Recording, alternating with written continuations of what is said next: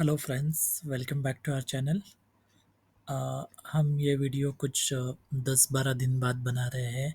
So definitely gap तो हमें रखना नहीं है, लेकिन कुछ काम आ गया था जिसकी वजह से हम बीच में वीडियो नहीं बना पाए। लेकिन फ्रेंड्स, जो वीडियोस हमने बनाए थे, आई थिंक अगर आप जाके हमारे चैनल पे उन्हें रेफ़र करते हो तो आप देख सकते हो कि जो भी स्टॉक हमने सिलेक्ट करके आपके सामने रखे थे, वो आज कैसा परफॉर्मेंस दे रहे हैं। बात अगर हम लोग इरेडा के आईपीओ की करें, हमने इसे स्ट्रॉन्ग बाय बताया था। 32 रुपीज़ का स्टॉक मिल रहा था आईपीओ में, जो अभी ऑलरेडी 110 रुपये के ऊपर ट्रेड कर रहा है। टाटा टेक्नोलॉजीज आईपीओ का वीडियो भी आपको याद रहेगा, उसे बहुत सारे व्यूज़ भी आए थे, अच्छा रिस्पांस भी आया था। तो इसे भी हमने स्ट्रॉन्ग बाय सिग्नल किया था, और आप देख सकते हो कि टाटा टेक्नोलॉजीज़ का जो स्टॉक अभी ट्रेड कर रहा है वो 1200 रुपये से ज़्यादा ट्रेड कर रहा है। गंधार ऑयल का आईपीओ को हमने बाय इंडिकेट किया था, उसने भी हमें ऑलरेडी मल्टीबैगर रिटर्न दे दिए हैं। साथ ही साथ हमने जो बाकी के स्टॉक भी है, अगर हमारे पुराने वीडियोस की बात करें तो मिष्टान फूड्स को हमने कवर किया था। जिस प्राइस पे हमने कवर किया था उससे वो कम से कम 50% रिटर्न दे चुका है। सिनकॉम फॉर्मुलेशंस का हमारा वीडियो था, जब हमने चैनल चालू किया था तो उसमें सेकंड या थर्ड वीडियो सिनकॉम फॉर्मुलेशंस का था।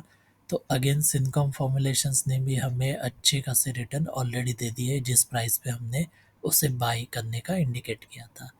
उसके बाद और भी अगर स्टॉक्स की बात करें तो इसमें जीएनएफसी हो गया, इसमें जीएसपीएल हो गया। ये सारे स्टॉक्स हैं जिनको हमने आपको बाई या करना क्यों अच्छा रहेगा ये बताया था। स्टॉक की पूरी एनालिसिस आपके सामने रख दी थी, और आप पुराने वीडियोस को अभी भी रेफ़र कर सकते हो। आप देख सकते हो कि जिस प्राइस पे हमने वीडियोस आपके सामने लाए थे, और उसके कंपैरिजन में वो स्टॉक अभी तक कितना रिटर्न ऑलरेडी दे चुके हैं। Indian oil corporation, central bank, ये भी कुछ हमारे पीएसयू स्टॉक पिक थे, जो भी आप देख सकते हो कि कितना ज़्यादा मल्टीबैगर रिटर्न ऑलरेडी दे चुके हैं। पावर ग्रिड कॉरपोरेशन भी एक उसमें से नाम था, जो भी हमने एक सस्ते प्राइस पे कवर किया था, और आप देख सकते हो लगातार ये ग्रो होते हुए जा रहा है, इसका प्राइस बढ़ते हुए जा रहा है। तो गाइज़, ये तो हमारे कुछ प्रीवियस स्टॉक सिलेक्शंस थे, लेकिन आज हम जिस स्टॉक की बात करने जा रहे हैं, ये अगेन एक ऐसा स्टॉक है जो ज़्यादा न्यूज़ में नहीं रहता। शारदा क्रॉपकेम लिमिटेड, पहले ये Sharda world wide exports private limited के नाम से जाना जाता था। आप देख सकते हो कि कंपनी एस्टेब्लिश हुई थी 1987 में, and product included dyes and dye intermediates. उसके बाद इन्होंने एग्री केमिकल्स में चालू किया बिज़नेस।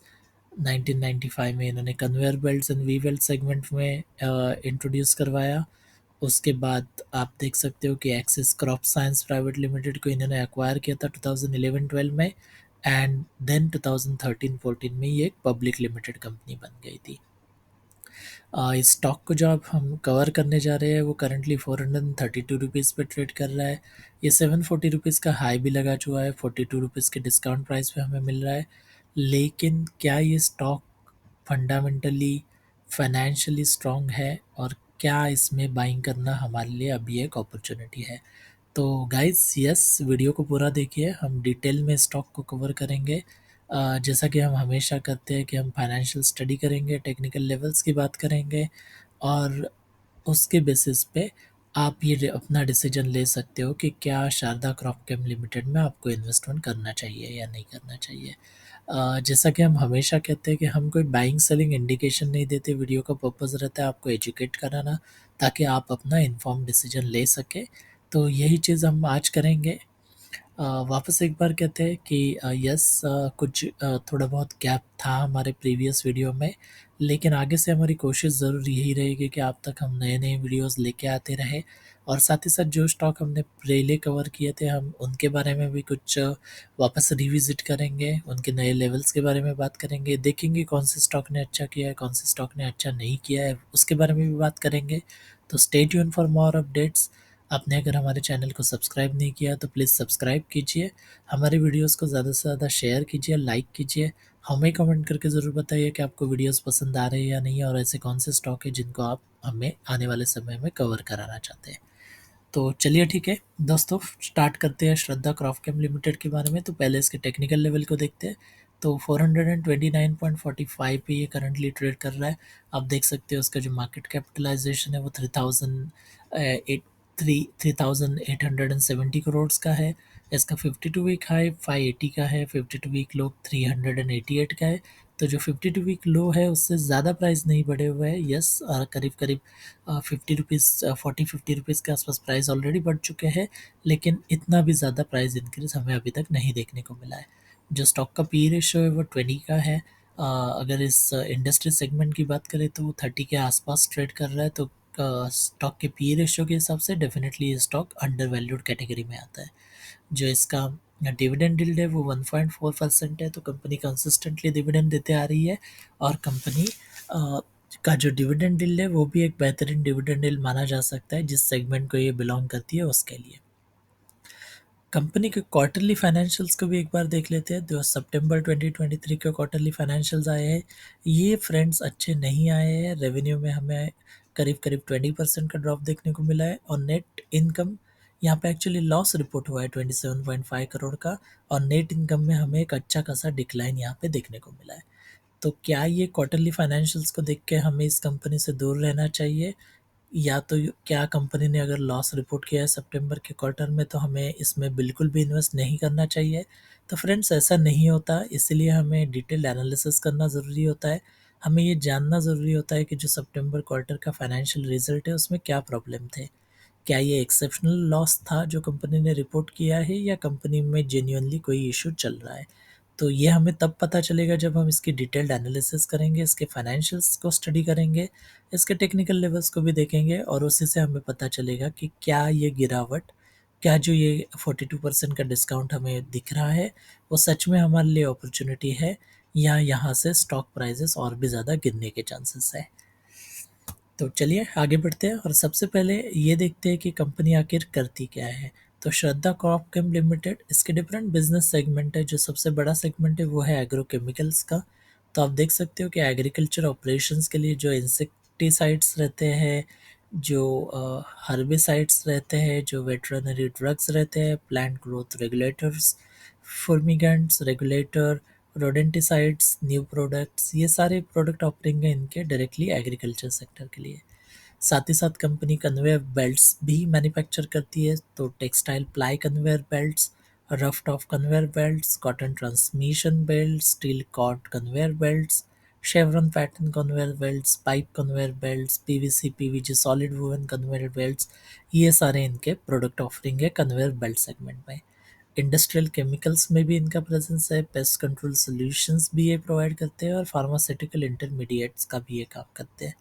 तो कंपनी के जो प्रोडक्ट है, भले ही वो एग्रो केमिकल रहे या कन्वेयर बेल्ट रहे, या इंडस्ट्रियल केमिकल रहे या फार्मास्यूटिकल इंटरमीडिएट्स रहे, ये सारे ऐसे प्रोडक्ट है जिनका हमेशा डिमांड रहा है और फ्यूचर में भी डिमांड रहेगा।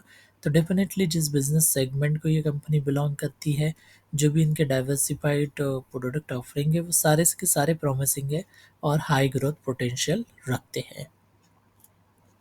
कंपनी की अगर रेवेन्यू की बात करें तो यहाँ पे एक सीधा-सीधा हमें ट्रेंड दिख रहा है अपवर्ड।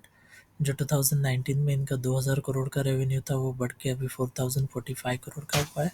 तो पिछले 5 साल में ऑलमोस्ट डबल हो चुका है इनका रेवेन्यू, और कंसिस्टेंटली रेवेन्यू बढ़ते हुए हमें दिख रहा है पिछले 5 सालों में। कंपनी के अगर नेट प्रॉफिट की बात करें तो यहाँ पे भी ऑलमोस्ट हमें सेम स्टोरी दिखाई दे रही है। हालांकि थोड़ा बहुत अप एंड डाउन हो रहा है यहाँ पे। 2020 में हल्का सा प्रॉफिट कम हुआ था, सेम स्टोरी हमें 2023 में भी दिख रही है। लेकिन overall 176 crore in 2019 and 341 crore in 2023। तो यहाँ पे कंपनी का जो नेट प्रॉफिट है वो भी ऑलमोस्ट हमें दो गुना होते हुए दिख रहा है पिछले 5 साल में। तो कंपनी रेवेन्यू में ग्रोथ दिखा रही है और नेट प्रॉफिट में भी ग्रोथ दिखा रही है, और कंसिस्टेंटली ग्रोथ दिखा रही है, जो कि हमारे लिए एक बहुत ही पॉजिटिव साइन है। कंपनी की अगर रिटर्न ऑन इक्विटी की बात करें तो इसका जो रिटर्न ऑन इक्विटी है वो 15.3 का है। जिस सेगमेंट में ये बिलोंग करती है, manufacturing segment, industrial chemical, agrochemical, इस सेगमेंट में 15% का रिटर्न ऑन इक्विटी डेफिनेटली एक अच्छा रिटर्न ऑन इक्विटी माना जाता है। और हम देख सकते हैं पिछले 5 साल में भी एक अच्छा ट्रैक रिकॉर्ड इसने मेंटेन किया है रिटर्न ऑन इक्विटी के लिए। अगर कंपनी के डेट टू इक्विटी रेशियो की बात करें तो आप देख सकते हैं कि कंपनी में डेट का बर्डन बिल्कुल भी नहीं है। हल्का सा डेट इनके पास 2021 और 22 में हुआ करता था, जो भी इन्होंने ऑलरेडी रिपे किया है, और अभी कंपनी बिल्कुल डेट फ्री है। तो डेट का प्रेशर यहाँ पे नहीं है, एंड डेट की वजह से फेल्योर के कोई चांसेस इस कंपनी में नहीं है। अगर कंपनी के प्रॉफिट एंड लॉस अकाउंट को स्टडी करें, एंड फ्रेंड्स ये हमारे लिए ज़्यादा इम्पॉर्टेंट रहता है, तो हमने देखा था कि कंपनी ने लॉस रिपोर्ट किया है सितंबर 23 के क्वार्टर में, तो हमें डिटेल में स्टडी करना है कि कंपनी का पीएनएल एक्चुअली क्या स्टोरी बता रहा है। तो आप देख सकते हो कि जो इनका रेवेन्यू सितंबर 2022 में था, उसके कंपैरिजन में सितंबर 23 में ड्रॉप हमें देखने को मिला है। मार्च 23 या दिसंबर 22 की क्वार्टर की बात करें तो कंपनी का रेवेन्यू सिग्निफिकेंटली ड्रॉप होते हुए हमें दिख रहा है पिछले 2 क्वार्टर में। एंड कंपनी की अगर प्रॉफिटेबिलिटी की बात करें तो कंपनी ने प्रॉफिट रिपोर्ट करते आती थी ये कंसिस्टेंटली क्वार्टर ऑन क्वार्टर, लेकिन पिछले 2 क्वार्टर में इन्होंने नेगेटिव प्रॉफिट रिपोर्ट किया है। यहाँ पे एक चीज़ नोटिस करने जैसी है कि कंपनी का रेवेन्यू जो है वो फर्दर ड्रॉप हुआ है सितंबर 23 के क्वार्टर में कंपेयर टू जून 23 के क्वार्टर, लेकिन जो नेट लॉस है इनका वो कहीं ना कहीं कम हुआ है सितंबर में व्हेन कंपेयर टू जून 2023। तो डेफिनेटली हमें इस कंपनी के प्रॉफिट एंड लॉस अकाउंट को स्टडी करता रहना पड़ेगा। जो इनके दिसंबर 23 क्वार्टर रिजल्ट्स है वो बहुत ज़्यादा इम्पॉर्टेंट है। अगर कंपनी वापस से लॉस रिपोर्ट करती है तो ऐसे स्ट्रॉन्ग चांसेस रहेंगे कि शेयर प्राइस फर्दर ड्रॉप हो जाए, लेकिन अगर कंपनी प्रॉफिट रिपोर्ट करती है तो यहाँ पे बहुत ही स्ट्रॉन्ग चांसेस रहेंगे कि ये रिवर्जन करना चालू कर दे और नए हाइस को टच कर ले। तो प्रॉफिट एंड लॉस अकाउंट के साथ साथ हम इसके कैश फ्लो स्टेटमेंट को भी देखेंगे। तो फ्रेंड्स, जो हमेशा हम बताते हैं कि ऑपरेटिंग एक्टिविटीज़ से क्या कैश जनरेट होता है, ये हमारे लिए बहुत ज़्यादा इंपॉर्टेंट रहता है। तो यहाँ पे आप देख सकते हो कि कंसिस्टेंटली कंपनी ने consistently positive cash flow report किया है ऑपरेटिंग एक्टिविटीज़ से। इन्वेस्टिंग एक्टिविटीज़ में आप देख सकते हो कि नेगेटिव नंबर है 5 ईयर्स में। तो यहाँ पे कंपनी कैश जनरेट कर रही है अपने बिजनेस से, उसी कैश को वो यूज़ कर रही है अपने बिजनेस को ग्रो कराने के लिए, एसेट परचेस करने के लिए, नया इन्वेस्टमेंट लाने के लिए।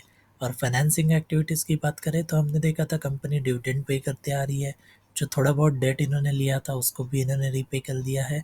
तो यही चीज़ें हमें यहाँ पे नज़र आ रही है इसके फाइनेंसिंग एक्टिविटीज़ में। तो ओवरऑल नेट कैश फ्लो इससे कोई फ़र्क गिरता नहीं है कि ये पॉजिटिव है या नेगेटिव है, क्योंकि जो ओवरऑल इसका ऑपरेटिंग एक्टिविटीज़ और जो बाकी एक्टिविटीज़ है उससे हमें साफ साफ पता चल रहा है कि कंपनी फाइनेंशियली कैश के मामले में बहुत ही ज़्यादा स्ट्रांग है और इसने अच्छा खासा कैश जनरेट किया है पिछले 5 साल में।